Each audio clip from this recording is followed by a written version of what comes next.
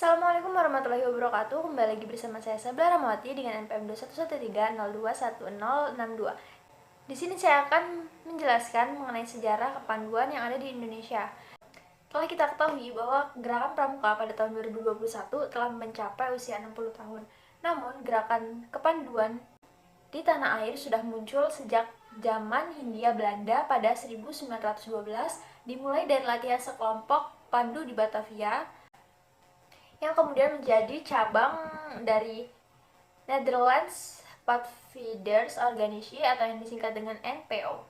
2 tahun kemudian, cabang tersebut disahkan berdiri sendiri dan dinamakan Netherlands Indisch Pathfinders Vereniging atau yang singkat NIPV atau Persatuan Pandu-Pandu Hindia Belanda.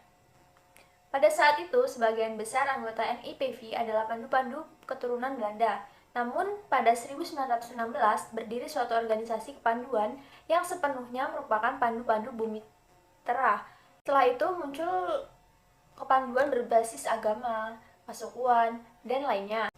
Pada tanggal 30 Juli hingga 8 Agustus 1920 di Olympia, London, Inggris. Kepanduan yang ada di Hindia Belanda ternyata berkembang cukup baik. Hal ini menarik perhatian pula dari Bapak Baden-Powell yang bersama istrinya Lady Baden-Powell dan anak-anak mereka mengunjungi organisasi kepanduan di Batavia, Semarang, dan juga Surabaya pada awal Desember 1934. Para pandu di Hindia Belanda pernah pula mengikuti Jambore Kepanduan Sedunia.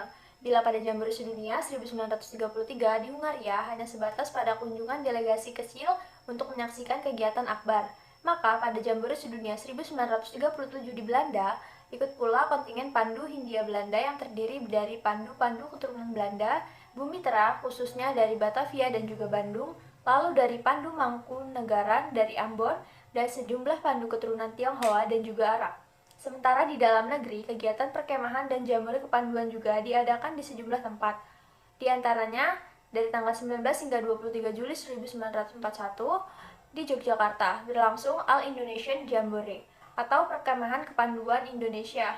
Pada tanggal 27 hingga 29 Desember 1945, berlangsung Kongres Kesatuan Kepanduan Indonesia di Surakarta. Kongres tersebut menghasilkan Pandu Rakyat Indonesia sebagai satu-satunya organisasi kepramukaan di Indonesia.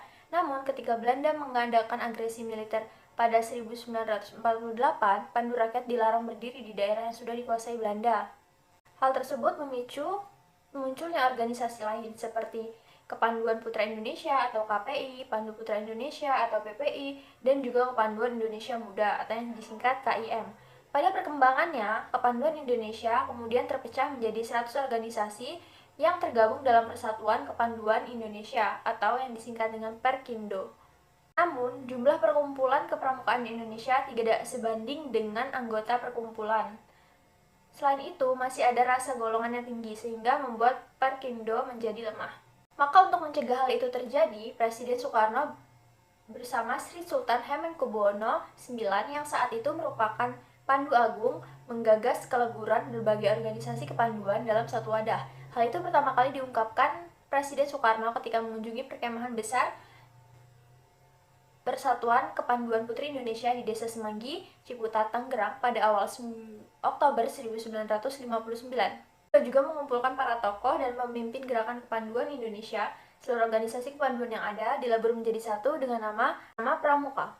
Presiden menunjuk panitia yang terdiri atas Sri Sultan Hamengkubuwono IX, Prijono, Aji Saleh, Asmadi, dan juga Muljadi Jojo Martono. Gerakan Pramuka tersebut kemudian diawali dengan serangkaian peristiwa yang saling berkaitan. Setelah itu, pada tanggal 14 Agustus 1961, Gerakan Pramuka diperkenalkan secara resmi kepada seluruh masyarakat Indonesia dalam suatu upacara di halaman Istana Negara, ditandai dengan penyerahan panji Gerakan Pramuka dari Presiden Soekarno kepada Sri Sultan Hamengkubuwono IX, yang juga menjadi ketua pertama Kuartir Nasional Gerakan Pramuka. Panji ini lalu diteruskan kepada Sri Sultan Hamengkubuwono IX kepada suatu barisan dolfi yang terdiri dari para pramuka di Jakarta dan dibawa berkeliling kota.